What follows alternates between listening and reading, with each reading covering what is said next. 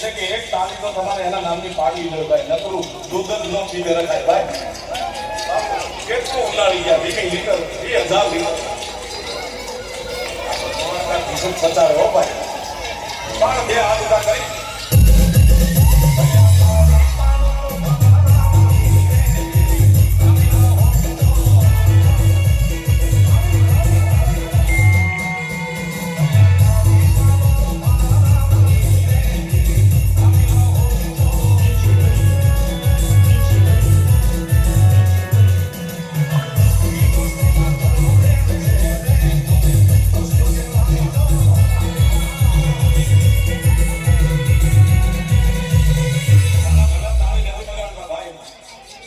તમે મારા ઘરના છો ને, મારું માલધારી વરણ મારું ઘર જ કહેવાય ને સકલા.